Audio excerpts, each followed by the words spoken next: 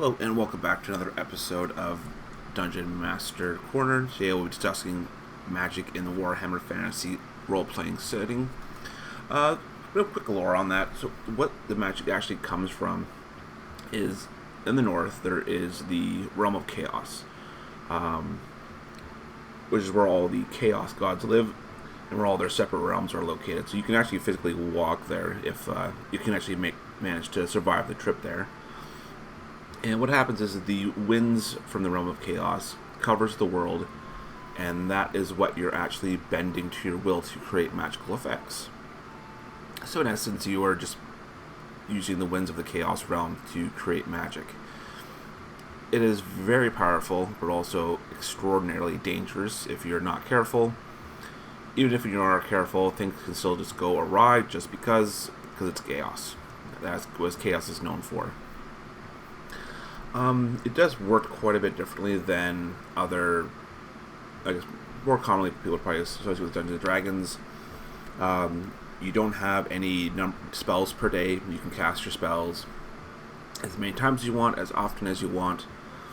However, every time you do, there is potential risk to your character and everyone around you.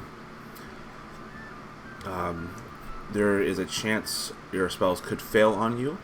Because it's not just, you don't just cast a spell and it happens. It actually takes some physical effort to actually cast spells. And from what I've read in the rules, the only way you can actually stop someone from spell casting is from speaking. It is verbal components only. So if your spellcaster is gagged, they can't cast. For far as I can tell, it doesn't really involve your hands at all, so if they're bound, that's just not good enough. You actually have to gag them. So today I did roll up a death mage. The character's name is Alma Vinevern. She is a human. So the important stats that you need to actually be able to cast spells is be heavily influenced on your willpower and your actual magic characteristic. You actually can't start off with a magic characteristic. You can only get that from your careers.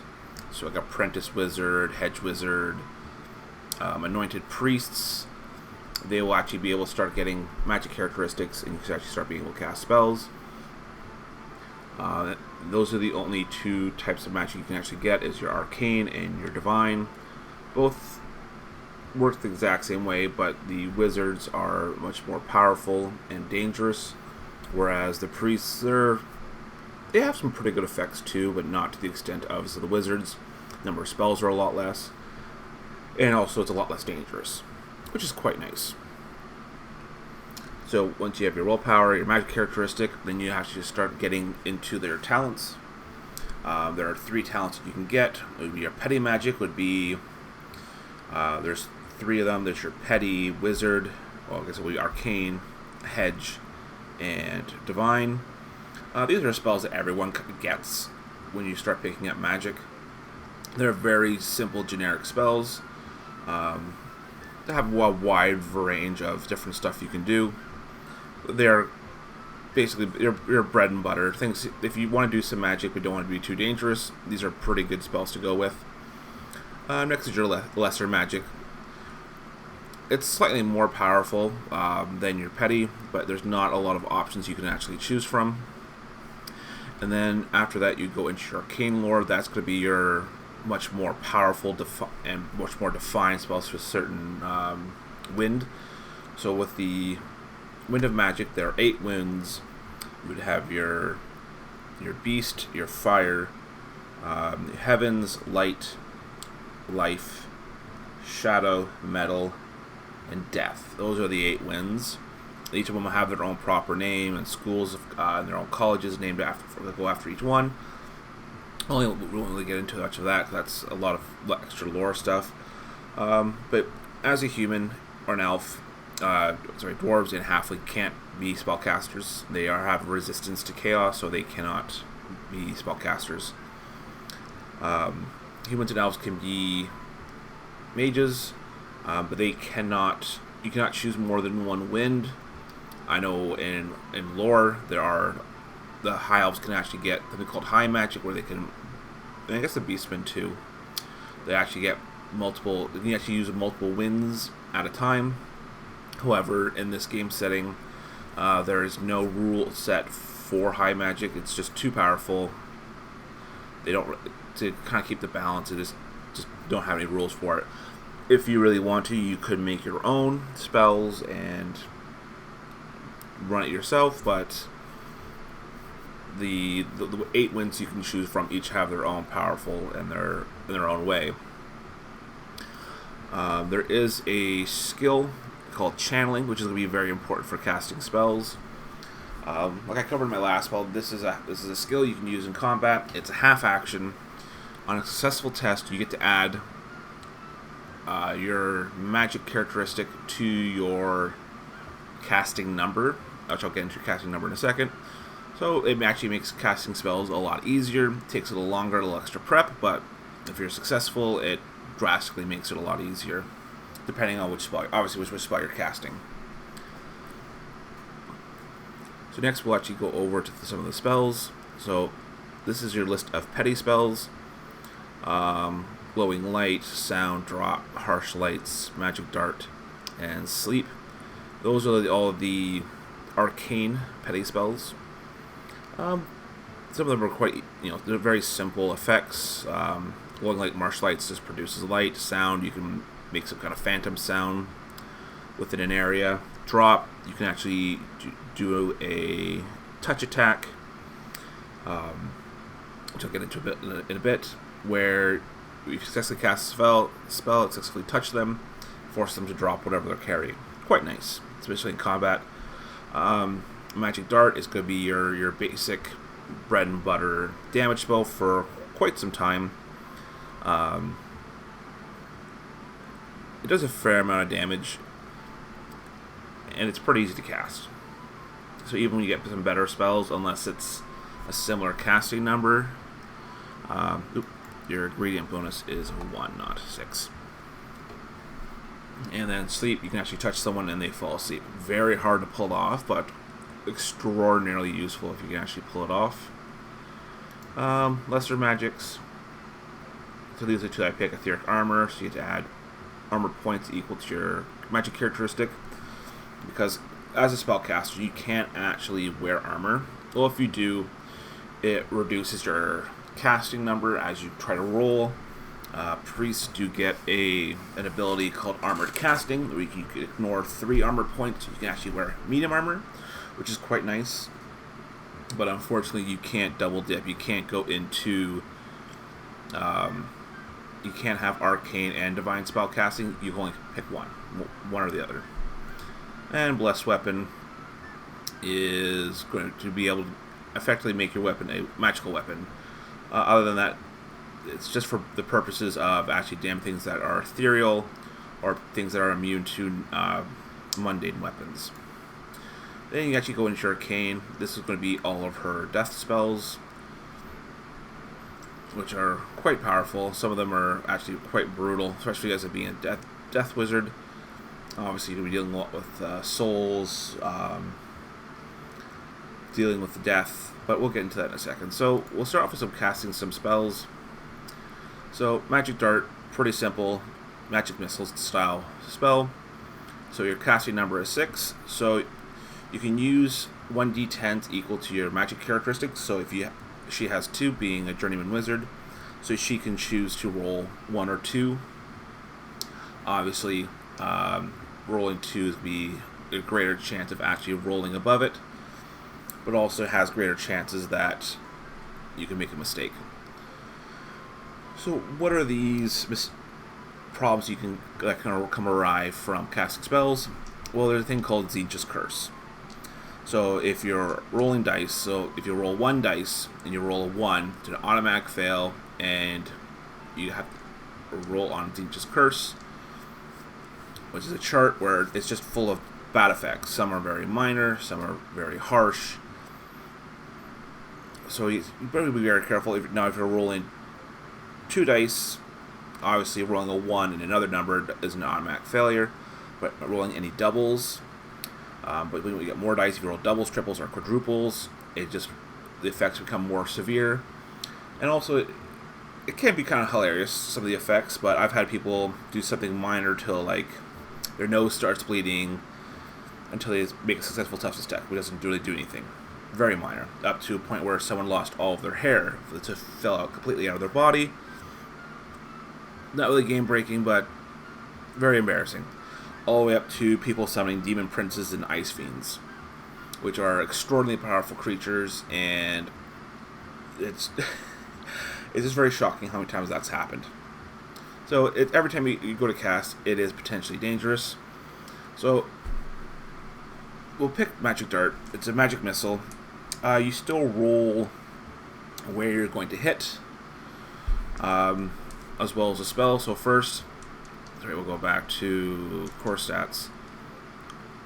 So start of her turn, she'll do a half action to channel. So it's a 62 because she has 52 in willpower, plus no additional plus 10 due to one of her talents. So we'll cast it.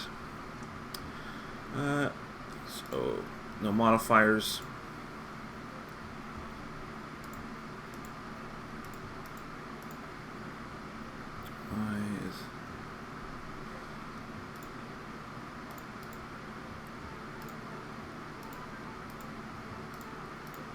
That's weird. Why is it? Oh, sorry. I'll just do a quick reload. I don't know why it's not bringing up the chat box.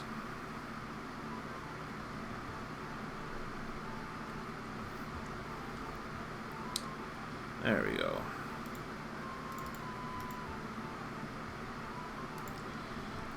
So channeling, no modifiers. Boom, roll a 1. So that's an instant success. So fantastic. So now she gets to add her magic characteristic to her spellcasting. Now, please note that it's just your magic characteristic. It doesn't matter how many dice you use. It's just your magic characteristic. So even if she rolls 1 dice, she still gets the 2 magic characteristic to her roll. So now she's going to use 2 dice to try and roll above a 6. Well, the number is 6, so plus 2 from her characteristic, so the number now becomes a 4. And challenge success, yes. Ingredient. So yeah, you do have a spell components that give you a plus 1, 2, or 3 to your spell casting. Just for simplicity, for a 1, I automatically assume, as long as you have your magical components pouch, you have that material, because it's like a small dart, a dab of butter, a piece of down, a chain link from chainmail. Very simple stuff, easy stuff to get, so I wouldn't particularly worry about it. 2 and 3, those are usually when you'll start asking, hey, you actually have to have that item, go out and purchase it. It's not automatically assumed that you have it. So it's a plus 1, so I'll give her yes. So now all I have to do with a plus 2, plus 1, so now my casting number is 3. So I'll roll. Other modifiers. Excellent. So casting number was 6. I rolled a 16. So I got 2 from channeling, plus 1 from the ingredient, and then I rolled a 6 and a 7. So luckily I did not roll 2 6s, otherwise I would have had to roll on Zinja's Curse. So now what happens is you throw a magical dart at an opponent within 16 yards or 8 squares, and it strikes, dealing 3 damage. So that is actually a 1d10 plus 3. I should probably change that on the thing. So there you go. So now it's like a roll at d10. Did 6, so I did 9 points of damage. Pretty good for an easy spell. There's no way you can actually dodge out of these spells. The magic missiles, if you successfully cast them, they are assumed to have worked. And then you can just roll a dice and just see where it would have hit. So I guess we'll do 184, 80, whatever, 48 would have landed on the body. That's where it would have hit. So nice and simple. There is an Ulrich's Fury for magic. So let's say I rolled a 10 on that damage dice. I would have Ulrich Furied, and with the roll 20, it automatically gives you the outcome if it would have worked. So your target number is your willpower, which makes it quite nice, because you don't really have a target number when you're rolling attacks, which I'll probably get into the next video. We're talking about healing, damage, and combat. But so yeah, so they're exploding criticals. You equal that number, it gives you the damage dice. So I would have done an extra 4 damage, so that would have been 17 damage I would have done. However, if I rolled a 10 on the Fury dice, I get to do that. I test again and see if I do exploding critical. So you keep re-rolling. As long as you succeed and you roll a 10, you can keep rolling. Most I've seen is 4 exploding dice. So it is quite powerful. Next, we'll go into one of the touch spells. So we'll take a look at Sleep. 6 casting number as well, half casting, so half turn. Pretty easy to take off. 1 ingredient, a piece of down for the ingredient. Now, there are a bunch of moving parts to this one, so it's really hard to get off, but the effects are so powerful, it does make up for it. So all you have to do is cast a spell, successfully touch them, and they need to fail a willpower test. So let's just give that a go. So she'll channel first. Unfortunately, she failed. So we'll go back to your spell book. Go to cast Sleep. So she'll use 2 dice. Channeling no, and she has the ingredient. It's because it's only a +1.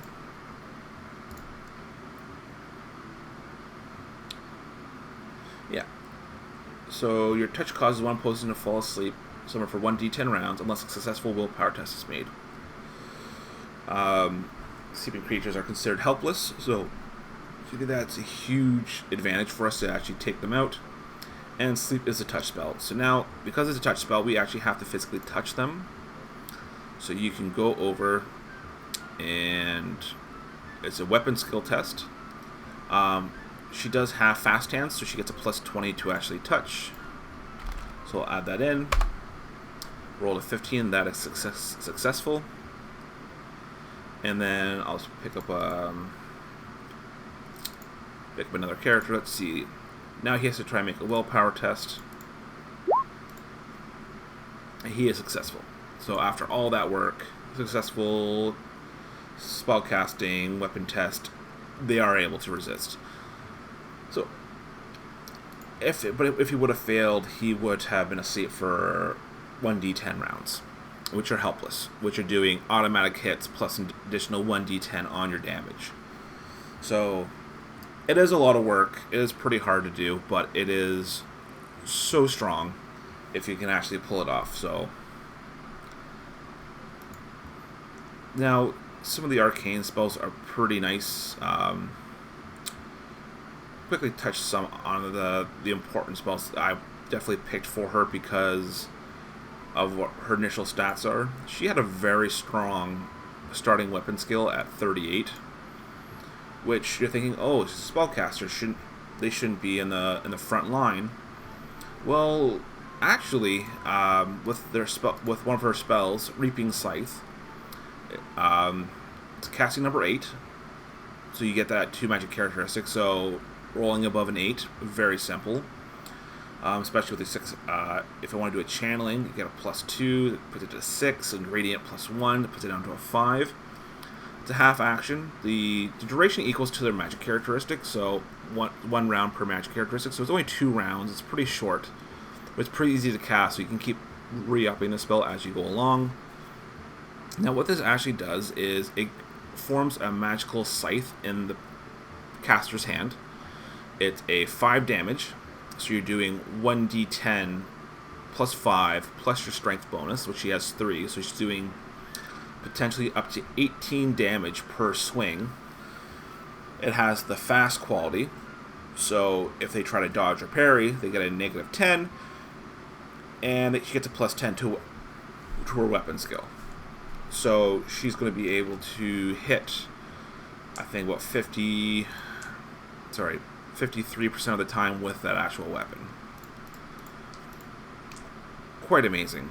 Some other spells, Tides of Years, you can disintegrate non-magical items that are 75 encumbrance or less, which are most weapons. Lots of armor are less than that. So if they're common, they go to poor, and poor to gone. So if you're fighting a lot of low brigands or beastmen or clan rats or people who generally have really crappy equipment, amazing. Swift Passage, another easy spell to cast. It's a touch spell, 7 casting number. I got to double check on the ingredient bonus if it was 2 or 1. 2 brass pennies, so super cheap to cast. You're casting 2 brass pennies. It's a touch spell. You touch them, and all of a sudden, the critically wounded character is instantly killed. So once they have hit 0 wounds, you don't have to try and hit them and roll damage. You can just touch them and they instantly die. Which then, especially if you're right next to another person, you're fighting, you can touch the one person, instantly kill them, and then switch over to the next person and attack them. Quite nice. Steal Life, you can steal up to 1d10 wounds, regardless of armor and toughness bonus, which is nice. So it's just a straight 1d10. There's no negating the damage. It's another great thing about some magical spells. They just doesn't matter how good your armor and toughness is, they can just completely bypass it. And then you always have some kind of, your 2 blast spells are always massive spells. Once you buy the Deathlore talent, you get all the spells listed. There are, in the core rulebook, you get 1 list. In the Realm of Sorcery book, you actually get 3 lists to choose from for each lore. You can always go back and buy the other spells from the different spell lists. So it's 100 experience points for 1. So you can buy all the extraordinarily powerful. So you can cast these spells as many times as you want, but they're so hard to cast, especially early on. Like Youth Spain, it's casting number... no, it's not casting number 3. Anyways, it's probably like 25 or something. It's a full action, ingredient 3. So even with the ingredient and successful casting number, it's going to be extraordinarily hard to cast. But the effects are absolutely devastating, where you just start sapping... You permanently sap out people's toughness. Toughness and... Yeah, toughness and strength. Permanently. So 1d10. Massive. Absolutely devastating, especially for player characters, because there's no way for you guys to get it back. It's just permanently gone. Sorry, so casting number of 23. Add that in. All the way up to your Winds of Death. 27 casting numbers. So even at 2 casting dice with the ingredient bonus, with the channeling, it's physically impossible to actually cast it, and it's an extraordinarily expensive ingredient at 50 gold crown Jewel of Amethyst, which would be very hard to do. But basically, you're within 24 squares, you're dropping down the large template, which is a 5x5. You do 1d10 damage, regardless of their toughness bonus of armor. So it's just a big block of 1d10. So that's pretty good, especially if you're against some heavily armored people. You can just completely bypass their armor and toughness. So that's massive. And they always have all these very large, templated, powerful spells. They always have this little things. They do the cast nature of the conjuration. All wizards within a 5-mile radius are aware of the disturbance of the ether. The spell causes the Lords of Amethyst Order made cruel and unusual punishments to those that tarry with this spell needlessly or too often.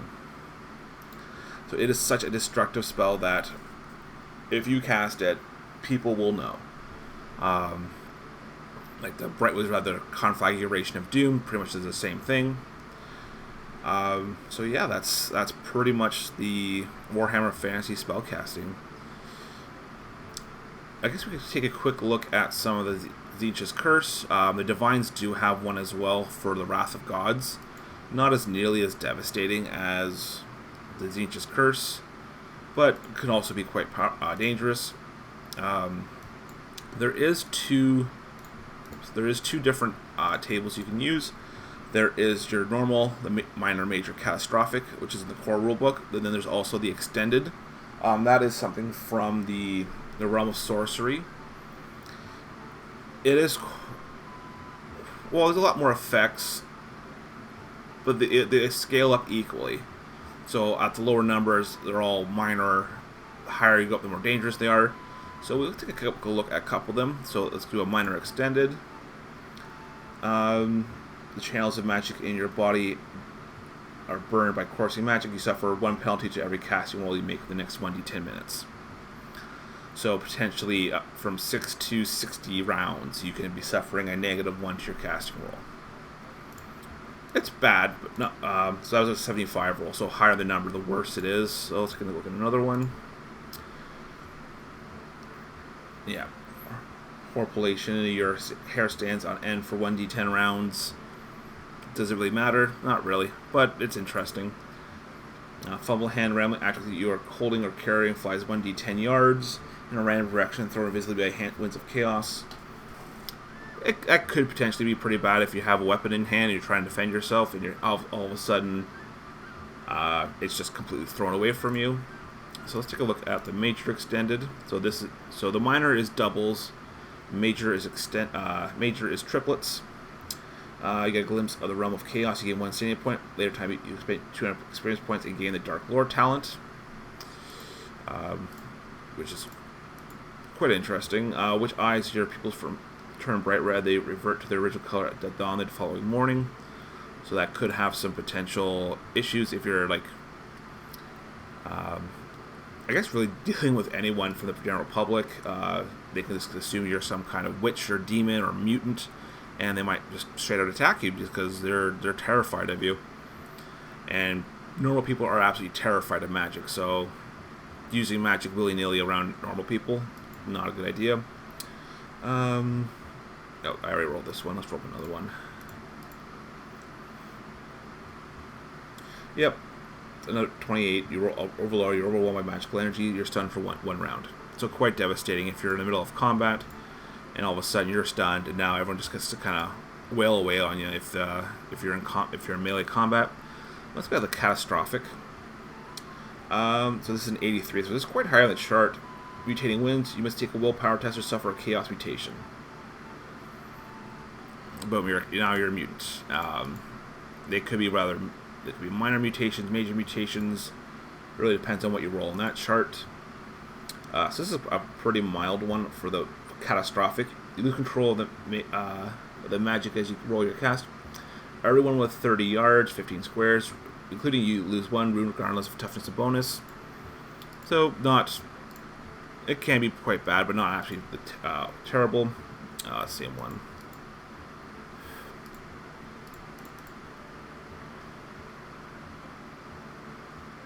Yeah, Aetheric Assault, your winds glass shadow, you suffer a critical hit to a random location, roll 1d10 to determine the critical value. So that could potentially actually just end up killing your character outright. There are some of those, if you start rolling extraordinarily high within the 90s, on the catastrophic chart, that where your character is straight up just killed. You're sucked into the realm of chaos, and your character disappears unless you burn a fate point. So that could be absolutely devastating. Alright, so I think that's where we'll end today's video on magic. It is actually quite powerful, but can be quite dangerous. Obviously, that's not the extent of the lists. You get the core rule book or the Realm of Sorcery book. Just kind of take a look through it and see what some of the horrible effects can affect your character. It makes it... Some people might not like the idea of just you're trying to do something and all of a sudden it makes things 10 times worse, but it makes the game a bit more exciting. It has more flair to the combat, because if your mage is just going all out, and all of a sudden he accidentally summons like an imp or a demon middle of combat, it definitely raises the stakes quite dramatically, especially if they're not faring well in the battle to begin with. So if you're running that kind of stuff, you might have to level down your summons obviously you don't want your characters to be killed outright just for summoning something by accident, but also they should face some kind of consequence for using the magic. Because, like I said, being able to do spells and attacking the same turn is powerful, but the consequences should be great if they make a mistake. But with that, thanks guys for stopping by, watching the video. Next time I'll be recording on damage, healing, and combat. It's a pretty exciting one, so I do hope you guys make it up for that one as well. Thanks for making it this far. Please leave a like and a comment. It means so much. And if you really like the content, please please subscribe as well. Until next time, take care of yourself, and I look forward to seeing you in the next one. Bye-bye.